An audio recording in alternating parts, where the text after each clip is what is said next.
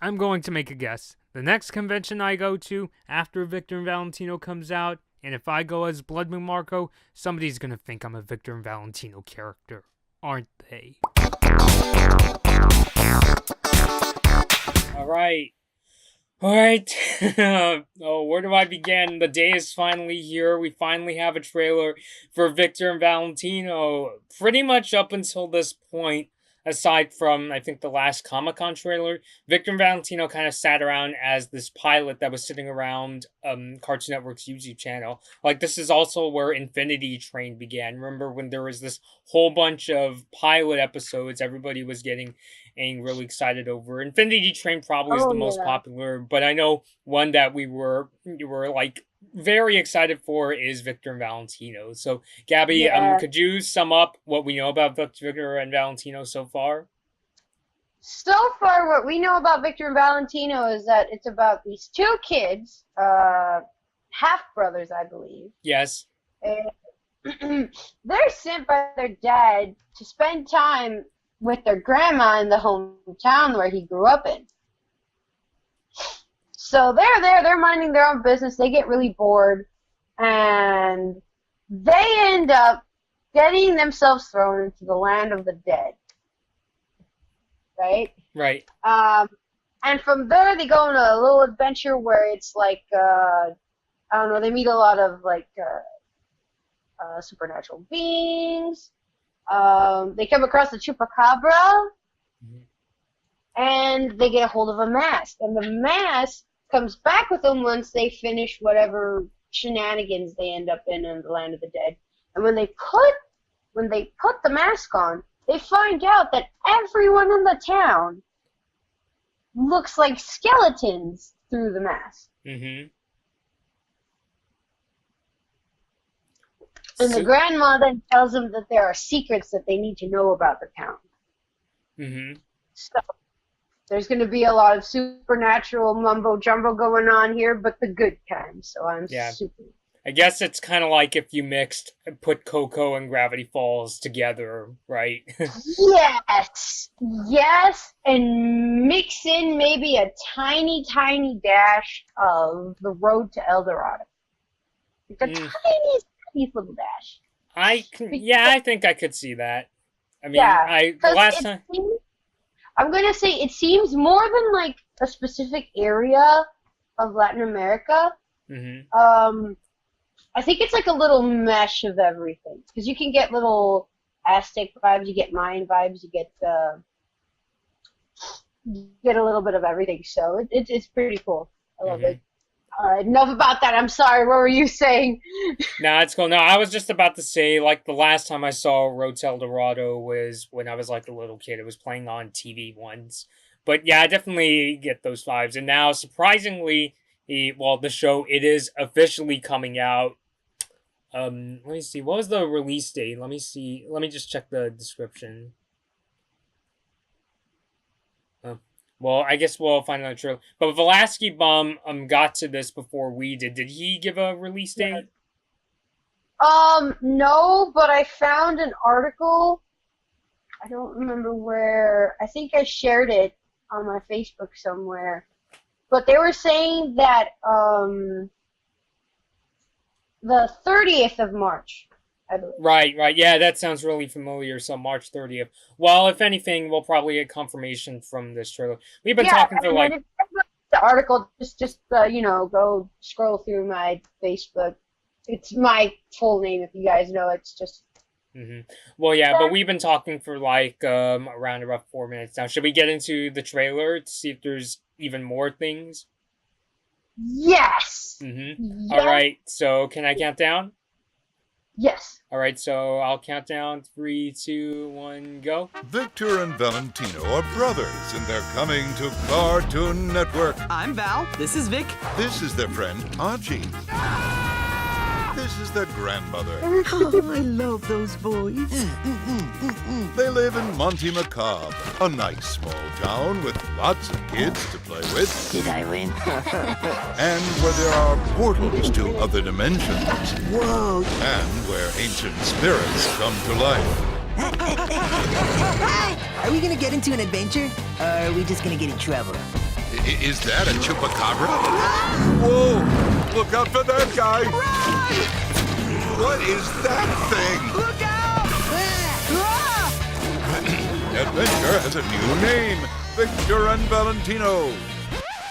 Two new names. Victor and Valentino. The adventure begins in March on your Cartoon Network. Are you down? I'm down. Okay, so yep, pretty Yeah, much. yeah. You best believe it. Yeah, like I could definitely say. I mean, the trailer itself basically is more confirmation of what we've seen before, you know, because the clips we've seen so far from like Comic-Con and the pilot, you know, at least like gave some kind of like story details. I feel like the biggest thing we got out of this trailer is that, yep, it's finally happening. So, alright, so definitely excited. It's pretty much what we know from the previous trailers. There's going to be a lot of all sorts of creatures from many dimensions. Yes. Very like Latin Aztec language. I will make note of how most of the supernatural beings that they are referring to Mm-hmm. tend to be well known in Mexican culture. Right. Particularly the chupacabra, you know, the dead. It's a common theme, you know, among us. Though specifically for the Day of the Dead, it's not like a thing we're talking about 24/7, unless you're one of those people who are in a cult. There's a cult. I don't think I've talked about that. There are people who worship a saint called Death. So they made Death a saint. There's like a whole cult around that. And the Alebrije. If you guys noticed that Fox, that they even had like a little short that came out on a little earlier, like last year. That's actually based off of I think I went over this in the video, but that's more like this form of art that is prevalent in a specific area of Mexico, based out of originally wooden carvings. Yes, creatures with multiple different aspects of different animals. So that's kind of paying homage to that, though they're obviously taking their own spin on that. Though, again, like in the pilot that we saw, one of the main things that I saw that was a little more on the Mayan end, which isn't a lot because it wasn't extremely prevalent, but like the depictions of jaguars.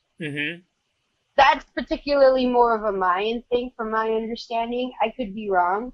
But, yeah, so we're going to have a lot of prevalence of Mexican lore. Yeah. I mean, just from the trailers, are we getting any signs of what kind of a show this will be? Like, will this be like a super chronological show, like Steven Universe or Star? Or do you think this is going to be more like, it's not going to have much of a continuity? I feel there's going to be in between, kind of like Steven Universe, where, you know how, like, originally Steven Universe was going more for, like, a Monster of the Week kind of deal? You know, where each episode, which was more or less weekly, they would come out with a new gem monster or character that they would introduce. I could see that more or less with Victor and Valentino, just because of how many different characters we're seeing. The idea that they're going to be encountering lots of different creatures. So I'm going more for that. I still feel like it would have at least a bit of continuity, looking at how we even had like the whole question brought up of what is behind this whole town, and why does everyone look like skeletons? Yeah, at least when Victor puts that mask on. Yeah. So I feel like in that aspect, there's at least potential for continuity. If they don't work off of that, I don't see how they're gonna make the program work, but we'll see. Yeah, but I think the main hint that there's going to be some kind of a continuity was just that in the pilot, when Victor puts on that mask and like he sees everybody's dead, that's an indication that Yeah, there's going to be, this is what they're doing for the whole summer. It kind of gives yes, me kind of Gravity Falls vibes because in Gravity Falls it was a show about supernatural creatures and it took place over the course of a summer, which it's kind of a Shavim in a couple other shows. yeah. There's that similarity too because we're also talking about this being over the summer too. But Yeah. yeah. Wow. Like I'm just like kind of wondering just in terms of we've seen in this current phase of cartoons there's been a lot of shows with like really strong continuity like Gravity Falls and Steven Universe, and then there are shows where there's technically a continuity but they're kind of more lax with it, like Regular Show. Because in the case of Regular Show, even though yes there's like continuity in things like the romances Mordecai goes through and the final season where the entire park goes up into space, it's pretty much a show, at least in the early seasons, where you could watch any episode in whatever order and still you get it. True. So True. yeah, I mean, I know it's kind of a weird question to ask because we would have to watch the show to get a sense of how strong the continuity is. I'm just wondering. The pilot, at least with the pilot, mainly like less so the trailer because the trailer's a little bit all over the place. Mm-hmm. I definitely see there's going to be at least some sort of continuity. Mm-hmm. I guess we shouldn't throw out the idea that it doesn't, mainly because we still see shows being brought about that don't have it. Mm-hmm. I mean, Apple and Onion doesn't really seem to have any particular. Yeah, I have to jump back. Apple and Onion it's actually quite fun. I know, like when it first came out, it was kind of weird, but it's actually quite an engaging show. I really need to get back into. Yeah, and I'm gonna say I'm not talking about Apple and Onion not having a plot as it being a problem because it's obviously not a problem. It's a great show. I actually watch it from time to time. But it's just like reminding ourselves. Not all shows work off of the base of continuity. Or even it's basically just a style of show. Yeah, definitely. The one that does surprisingly seem to go somewhere, though there hasn't been any really well-established plot, is Craig of the Creek. Which I know, like people really like that show. I really need to get into myself. It's really good. I still need to catch up on a few episodes, but from what I see, it's really good. Like that has to be the other show I'm really enjoying. And I mean, still We Bare Bears is just one of the ones that are even more popular among the younger audiences. Doesn't seem to have any like really firm, continuous plot. Right. And it is a sign that, Cartoon Network is still pretty much going in a good direction, because at one point, I keep bringing this up in many, many of my videos, but, at one point it was basically, we were all worried that it was just going to become, Teen Titans Go and the Powerpuff Girls reboot. But, I would say... I'm like, okay, guys, we've got to chill. We've got more shows coming. You need to relax. Like, even down to something like OKKO, which is... And all right, I know you really like OKKO, but I would say at least that was when we. Okay. No, I'm not blaming you. I'm just saying, that was at least a hint that, we don't have to worry that every one of their shows is going to be fast paced and just ridiculous. But yeah. Yeah, sad though, because apparently there are a good amount of people who actually bash OKKO, and I'm like, why? Can't we just enjoy it for being cute? Like, yeah. I mean, like, my take on, like, people who are, like, critics, I mean, I respect your opinions, but like, my stance on it is, do you want another Powerpuff Girls reboot? Exactly, that's my point, too. Like, don't get me wrong, I'm not going to tell you have to love it, and you have to say it's the best show ever. Obviously, no. Yeah, that's just kind of more my stance on it, like, come on. No, that's just being outright mean. Yeah. Of course, but in the cases, so going back to Victor Valentino, I know, like I said many times, it's weird to bring up questions of continuity. I'm just like wondering, since it's a big question, especially since a lot of the really popular shows right now really, rely on having like a strong, like, story that goes along through. It just kind of becomes a question of, does it become a show where, you could watch any episode and get it? Or does it become a show where it's like, if you start watching from the middle of the season, you're gonna get lost in terms of what's going on, what's with all this stuff. I think it's going to have twists. Mm-hmm. Definitely. I can already sniff out that intense anticipation of waiting for the next episode to see what's going to happen next. And I'm Mm-hmm. preparing myself so much. Mm-hmm. Yeah. But, to kind of get away from that, are there any other, like, expectations of where you would like to see Victor Valentino go? Like, is there something in the style that you think um, would make a great contribution to the show? Um, I feel like it's a great opportunity to talk uh, about the cultures that they're really portraying. Mm-hmm. Because I know there have been a lot of shows that have had this kind of vibe too, like Mucha Lucha, Mm-hmm. El Tigre, um, but a lot of them don't necessarily seem to like take advantage of their position and really look into like really explain the culture that they're coming from. Mm-hmm. Because obviously, like, oh, okay, Latino, all right, yeah, we get it. You speak in a halfway English, halfway Spanish accent. It's like, there's a little more to that. And I feel like with Victor and Valentino, one of the main differences I'm noticing is that they're putting it out there. They're just not throwing some sort of accent on everything. Mm-hmm. You see the clothes that the boys are wearing, or most of the characters even, like even the grandma and the people walking around the town, Mm-hmm. like a lot looks legitimately authentic. Like my mom has a similar shirt, but with flowers. They're almost like the one that the grandma wears, because you find those all over the place because people sit down and hand make those things.